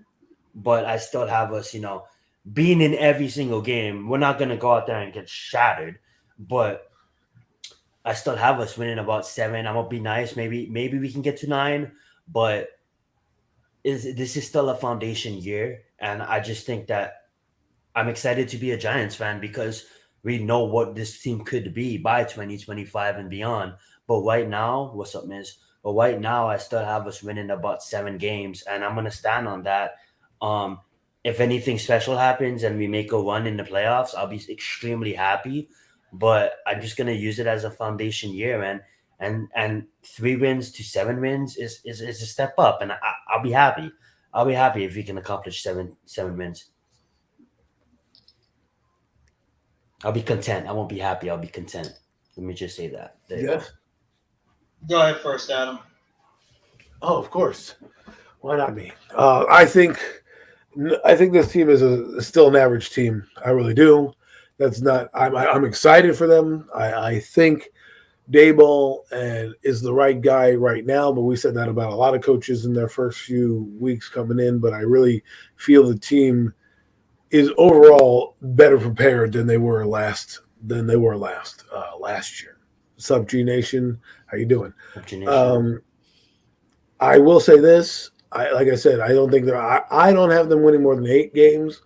That's after the preseason. I went up from 7 to 8. I think they're going to be in those games. That's the max I'm going. I mean, I think this team is capable of winning 7 games, capable of winning 8. I'm not saying they can't win 9 with a break here and there, but there's a lot of question marks that Mac alludes to a lot. That there are still some question marks that won't be answered and can't be answered this season right now, and or don't have the guys in place to answer that. And guys get banged up throughout the season. I just want to be optimistic. It's hard to win, 5 games, better than you were last year. So I'm going to give you the 3. But my thing is this: if you want to put my non-premium takes, Giant fan cap on, ladies and gentlemen, it begins on 9/11. The march for the Lombardi Trophy begins on 9/11. If you want me to put my Giants hat on, I will give you my Giants hat because I am loyal as anyone here. But when I'm talking about this team right now, I have to be honest with you. My honest assessment is an 8-win team, and that's not a bad thing. That's not a bad thing. It's not bad. It's a very good thing. It's progress. It's what you want to see. You mean twice the amount of wins from a year ago is a good thing? Absolutely. And what I'm saying is this: when you look at this team right now, be excited for where they're going, be excited for how they're getting there, and be excited for the journey that we're about to go on. Because these guys, Dayball and Shane, are going to be here for a while, regardless of the records, right? So just enjoy it. Let's look at this and take it week by week. Because you know what? I like what Dayball's doing, but let's be real. He's a first-time head coach. A lot more goes into it than just calling plays. We saw that with Pat Shermer. We saw that with Ben McAdoo. We saw that with Joe Judge. This guy looks like he's better prepared in some of the things he's done, but let's see. There will be critical moments in this game and in this season that we're going to rely solely on the coach. Will he make? Let's get it, Jeff. I understand everybody's optimism. We like some of the things that we like so far in preseason and in training camp. I get it. It definitely feels like something positive is going on with this team. The coaching, the discipline, we have the front office. Things are definitely looking up. But I'm sorry, and I'm going to be putting a little bit of negativity here. You put a lot of faith in a bunch of guys that have not gotten it done, that have been inconsistent players, that have not stayed healthy, and a lot of young players, and expecting them to grow up all in their first year. So I apologize if I'm coming off as Mr. Negative a little bit, but everything that hat is solely on my end, according to most people in the fan base. Then I'll take the negativity on right now, because you're not going to see all teams that are going to have all your young players become good all of a sudden at the same time. You're not going to have all these players that have pretty much been inconsistent over their careers, all of a sudden just snap a finger and they're all going to turn it on and become good at the same time. There's going to be some players that are going to be on and off. You want me to say it so bad, Lou, I know. He's the best. There's going to be a bunch of players. There's going to be players out there that are still going to be inconsistent. There's going to be a bunch of players that are going to be making plays, making bad plays that we've been complaining about for years. Young guys are going to be out there taking their lumps. The cornerbacks, like we've been saying, they're going to take their lumps. It's going to take time for them to adjust. There's going to be broken plays in that secondary from other teams if they have a chance to get past our pass rush. Our offensive line is going to take time to gel. Our wide receivers have actually got to stay on the friggin' field for longer than a quarter of a game. Besides him. And Daniel Jones has got to go out there. I know he's looked good in the preseason and in the training camp. He's got to show it when it comes time, when those lights are bright during the regular season, when teams are actually going to be showing more complex defense. He's had 2 good preseasons so far. But I do think that we are trending up. I do believe that this team is better when it comes to the important parts of things, and that's the coaching and the front office. I just think that we're expecting maybe a little bit too much from a team that's going to be going into their first year of a rebuild, trying to hope that a lot of things break our way. And like we've said, it's the ifs. A lot of ifs with this roster. And most of the time, all the ifs on this team don't go our way. So I agree with what Adam said and what Max said and what you said, Zion, or all three of you guys. I think this team's floor is about 6 to 7 wins. But if some miracle does happen and things go our way, players stay healthy and they surprise, sure, why the hell not? In this week NFC and this week NFC East, maybe we could win 9 to 10 games. You never know. But I'm expecting at least growing pains, and I'm expecting at least a 7 to 8, 9 win team. I apologize if it's a long drawn thing, and I apologize if I was a little negative, but until I see this team go out, you don't have to apologize for shit.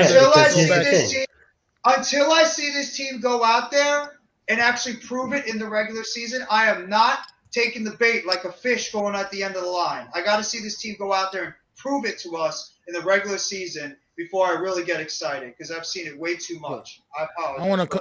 I want to come back and address this right quick, right here. Miz put this comment up a little while ago. I'm gonna straight up just, it's not even specifically about this particular player or whatever today's game at all.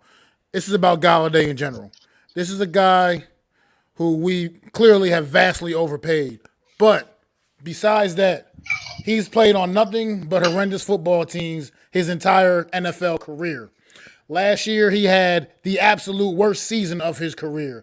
I think these coaches need to figure out a way to get this guy involved in this offense and remotivate him, because that's, I think, is his biggest problem, is he's completely lost all motivation to play this game of football, to go out there with that dog mentality that he kept talking about so much when he signed that contract a year ago. So I think we need to figure out a way. But you know the reason why he's not motivated. Got to get him right? involved. You got to get this guy involved and figure out a way to make him earn that damn money. Because that's what I see at Galladay right now. I see a guy that's just clearly not invested anymore in playing this game and going out there and getting it done.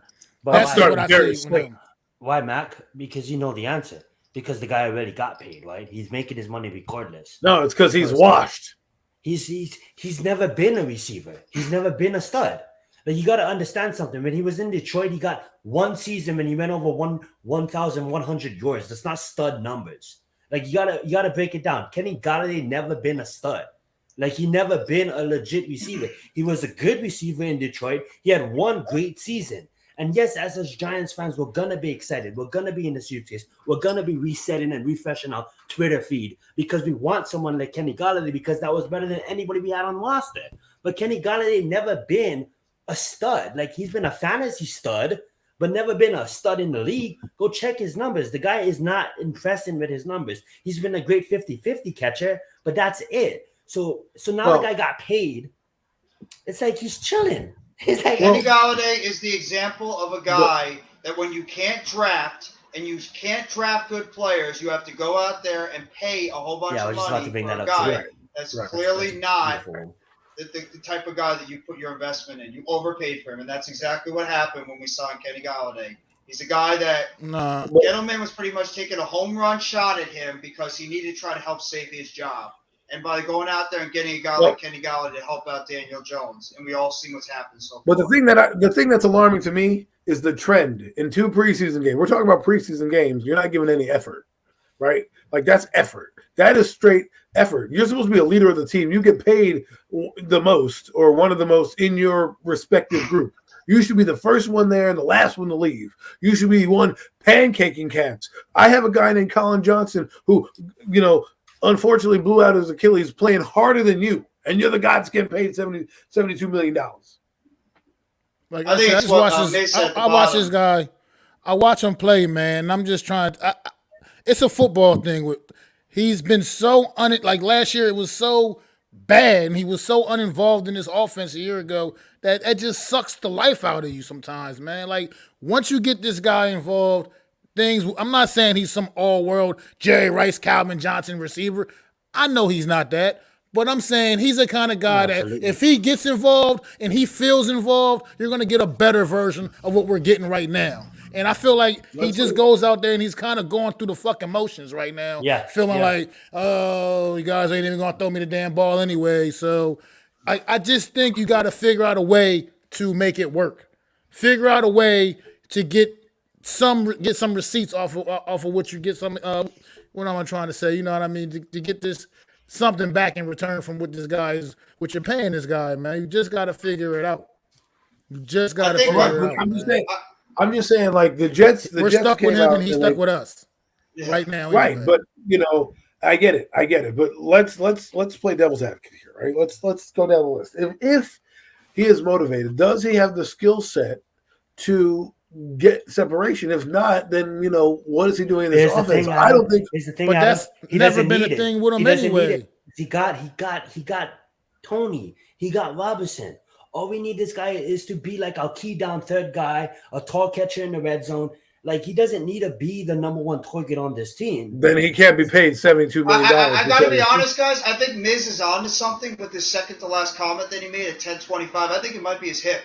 He's had hip issues, and you know what bad hip does to a player. Exactly. I just mentioned that. That's away your explosiveness. So I think that hip injury that he suffered a couple of years ago, it might have taken away some of his explosiveness that he had back in Detroit. And maybe he's just not the same player he was. Plus, he's almost. That's what I'm saying. We signed a guy who's washed. I think that might be part of it. I mean, think about it. He's already breaking down. He's had injuries all galore his career, right? That knocked him in and out. He had a hip injury that knocked him out. I don't know how many games in Detroit, all for the season mostly. And then he comes here this year. He yells at Jason Garrett in week 2. That's the only emotion I've seen that guy have since he's been on this team. If he really did miss a block, and I haven't rewatched the game, but I'm going to watch the game again in the next few hours, few days, and really comb through some of what's going on. I'm going to double check his plays. If he did miss a block that could have sprung somebody, and he did it, I'm Brian Dable. I'm like, yo, I don't care that you're getting $72 million. I need effort. I want guys that want to be here because I'd rather have, that Tavonian kid play over Kenny Galladay if you're not going to give me any effort. You're not going to give me max effort. Give me the guy that's going to. I don't care what your salary is. I don't care what your number is. I don't care what position you play. Give me the guy that's going to give me maximum effort on every play, even if you make a mistake. Because you know what? I can live with that. You made it aggressively. That's what my coach used to say. If you're going to make a mistake, make it aggressively. Kenny Galladay, he didn't even care. He didn't even care to make a mistake. Oh, you know what? No one's going to see me on film. Guess what, big fella? There's cameras everywhere. This ain't the 1980s where you can hide on the field because no one's going to see you. We're going to find you. You don't give a went crap. down this Kenny Galladay rabbit hole. Look, Kenny Galladay never was that speed guy in Detroit. He never was. He's just a big guy. You get it up there, and he gets to make a play on the ball. Now he can still provide that, but we got to make it happen as a team. It's not even just all on him. We got to make efforts to get this man the ball too, and get him, like I said, re-motivated. As a football player, I know what it's like when you just lose that motivation when you're not feeling part of something. But is he built? You can't force something that's not a right fit. I know we want to give him the ball. Last year, his offense was built for that because they were doing more play action, get the ball downfield. That's what's supposed to happen. That's what we wanted to happen. But due to offensive line play and a shitty philosophy, we got a guy running a slant route who's 6'5", trying to catch the ball over the middle. I agree with you guys on the deep ball 50-50, but this guy is getting paid too much not to be featured. If he is not getting at least 8 to 9 looks, passes his way, he's doing us a disservice. You know what I mean? I can't have him just catch 8 catches for 8 touchdowns, and I'm paying you $72 million, and that's like $20 million or whatever $1 million a year. I need you to be the bona fide stud we signed you to be. Adam, we're in the market of wasting money. Right.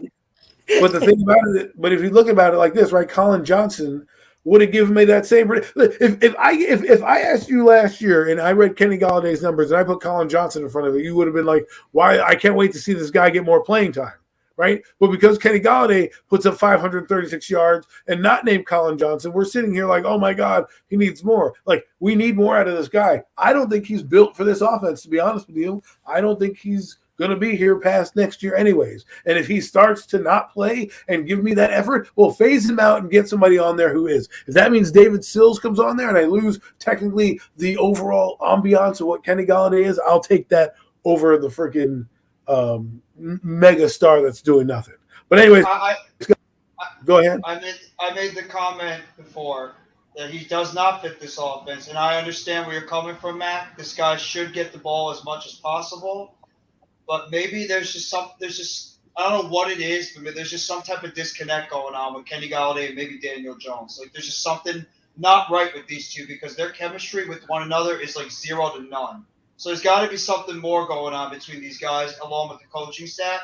But I made the comment earlier this offseason that I thought that Kenny Galladay would be a player that would get phased out of this offense throughout the season because of the fact that he is just not a fit for this offense, and because he's not the type of player that Brian Dable features or Mike Kafka, because they never had a receiver of Kenny Galladay's skill set in this offense. When it comes to a big guy that can't separate, they need those small twitchy guys or a Gabriel Davis-like receiver who's big, but he can run down the field and run deep.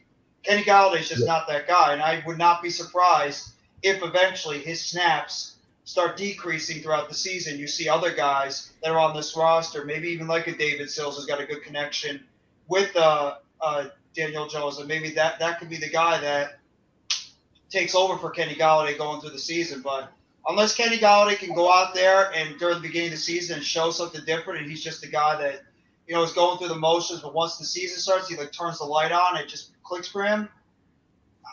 I got no faith in this guy. I'm sorry, Jeff. I got no faith in this guy. Jeff, I'm gonna just let. I hope I buy my words here, and I hope I regret saying this, but I'm just let. Getty Galladay is a fucking scrub. He sucks. And I did say that when And- Luke and said, I I can't did go say to that that. extreme. When you- But I can't Luke go to said that on the bottom, I extreme did say because I that. watched I this feel like an guy idiot. less than just 2 seasons ago. Just like 2 seasons ago, this guy was But here's the thing, a when you- top receiver in the league. I admit, He was a top receiver in the league just 2 I had years him- ago. I had him It on doesn't my just fantasy go team. away like that, fellas. I'm But- sorry. but It doesn't sometimes- just go away like that. Sometimes It's because when you're not something more. motivated, Mac, when you're not motivated, like But that's what I mean. You have to remotivate this guy. Why- That is why- probably, I feel like, a lot of the problem. You have to we need it. remotivate him. 100% right. We need to motivate him. But then again, I don't want to. But if they're not throwing the ball deep, here's another problem. All They you didn't- need to do is run 5 yards, turn around, and catch the ball. Like that's all you need to do. We don't need to get creative at your Well- cut. We don't get to go do slants, dude. You're so damn tall. You're gonna be a mismatch. Some of these cornerbacks, most 75% of the cornerbacks you line up against is gonna be a mismatch, unless it's an elite cornerback. Just turn. You know around one way and you catch cure the Kenny ball. Galladay? Make a concerted effort on 9/11 to get his ass in the end zone. Because he went through a whole season last year where he did not even score a touchdown. Make a true effort to get that man in the end zone on 9/11. And and I guarantee you that will change his whole attitude and outlook here's the thing. on things right there. Here's the thing, Miz. I respect that, but here's the thing: he was cleared by doctors in Detroit. He chose to take the season off. Why should I play? Cleared by doctors in Detroit. Took the season off. Look, Because it was Detroit. Kenny Galladay. That's Kenny Detroit. Galladay. Look, we can talk all day about how good or not good Kenny Galladay is. But to just be honest with you and put a bow on this, I think we'll find out what his role will be because they didn't go deep much in the preseason, so we don't know what they're capable of doing. But he's a deep ball catcher. He's a guy you want to get 20, 30. He'll do those 50-50 balls. But if they're featuring Wandale Robinson and Kadarius Toney, he may not get the ball. But we'll see. Anyways, guys, we've reached the hour and a half or hour and 45 mark. I know a lot of people have got things to do. So I wanted to just close out the show with going around the room and finding out what you guys got coming up on your shows, channels, what you guys going on, and where people can find you. We'll start with Zion.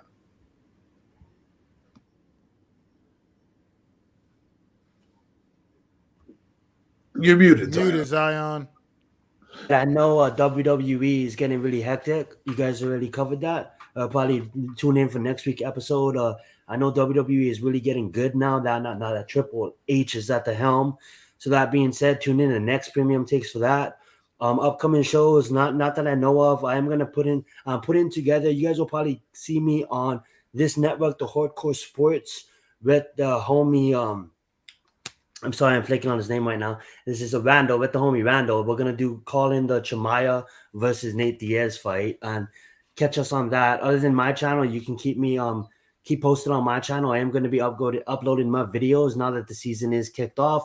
I know it was kind of a slow off season, but now that the season is back in full effect, you can come onto my channel and see videos on the daily. We got premium takes every Sunday. The day will change. When the day does change, we'll let you guys know. Other than that, guys, thank you so much for watching, and we appreciate all of you guys for being here. And respect to all of you guys. I'll let Jeff go. First off, I want to say this. Prayers out to Brian Robinson, the running back who was unfortunately shot this afternoon. So I hope he's going to be all right. I want to put that out there. I hope Brian Robinson is going to be all right after what happened to him. In terms of, I want to thank everybody that's been in the chat today. Miz, Lou, Pat, JC, Wales, Logan, everybody that's been in the chat today. Thank you guys for coming by, supporting the Premium Take Show. We appreciate it a lot. Everybody from the Hardcore Sports Network, the Big Blue Crew. And in terms of myself, I'm going to be doing a Monday Night Raw watch-along tomorrow night with my guy Earl Cole over there on the Hardcore Sports Network. So if you guys want to check that out, we appreciate it a lot. And I hope everybody's had a fantastic weekend. And let's go New York Football Giants. And I'm going to pass it along to you, Adam. Well, it's been a fun 3 weeks, we finally get to bury the hatchet with the preseason and move on and really answer some questions that need to be answered. The New York Football Giants are going on a 17-week journey for a Lombardi trophy. Whether or not they get that Lombardi remains to be seen. But there will be questions, and those questions will be answered come week 1. So everybody sit back in your chair, get ready, and enjoy the next 17 weeks of football, because once it goes, we'll be back here on these streams banging the table saying, we can't wait for the draft, we can't wait for the Senior Bowl, and doing all the same thing that we did this year. It's going to be fun. It's going to be epic. Get ready. Premium Takes is going to take you there. It's going to give you everything you need to know inside the NFL, every look, every game, every wow play. We're going to give it to you. We're going to have a new night and time, but damn sure you better tune into these channels and get that information. You can also find the Hurry Up when it goes live. Jeff will be my co-host with that. But right now there's just something I'm trying to work out.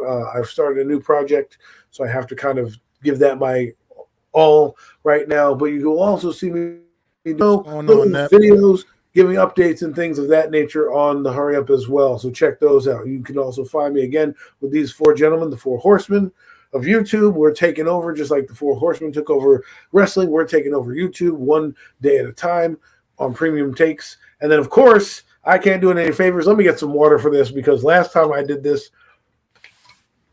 my voice cracked. But you can find me and Mac the Giant Fan every Wednesday at 5:30 p.m. on The Real Deal NFC East Roundup. Good, my voice didn't crack this time. I didn't crack any windows. So thank you so much. But I will pass it off to Mac. Mac, take us home, brother. Well, you guys, once again, everybody, thank you indeed for showing up. Another episode of Premium Takes with the Horsemen, man. And also, I just want to send out my prayers to Brian Robinson. Unfortunately, that young man who's been battling hard in training camp all season, pretty much looks like he pretty much earned possibly that starting running back spot in Washington. Unfortunately, haters going to hate, man. Somebody tried to carjack him, end up getting shot, but he is in stable condition, so he looks like he will be okay. So just definitely want to send prayers out to that young man. Also just want to offer condolences to Len Dawson, another great football legend who passed away earlier this week. Definitely want to do that. I haven't really officially had a chance to do that. Hall of Famer, 2-time NFL Hall of Famer as a player and as a commentator. So, just props to Len Dawson, man. He just meant a lot to the game of football over the years. And like Adam said, man, definitely we got a special edition of the Real Deal NFC East Roundup coming at y'all this Wednesday night. It's going to be absolute fire. Me and Adam Costas, as usual, going to be on there doing our thing. But we're going to have a special panel. My man AK for representing them Philadelphia Eagles. We're going to have Cole's Cowboys representing them Dallas Cowboys. And we're going to have my man Protect Sports Network representing them Washington Commanders. And we're going to be ranking these positional groups. So just make sure y'all tune in Wednesday, 5:30 p.m. for the Real Deal NFC East Roundup. It's going to be absolutely lit. So can't wait to work with all those great gentlemen, man. Great content creators. So, thanks again for all joining us for another edition of the Premium Takes podcast. It's your boy Mac the Giants Fan, here chilling out with all his fellow horsemen. End it, Bills. Get at me on Twitter if you want to come on for that UFC, because I know you're a big fan of UFC. And thank you guys all again. Matt, can you do it one more time? Well, it doesn't have the same impact when you do it again, but it's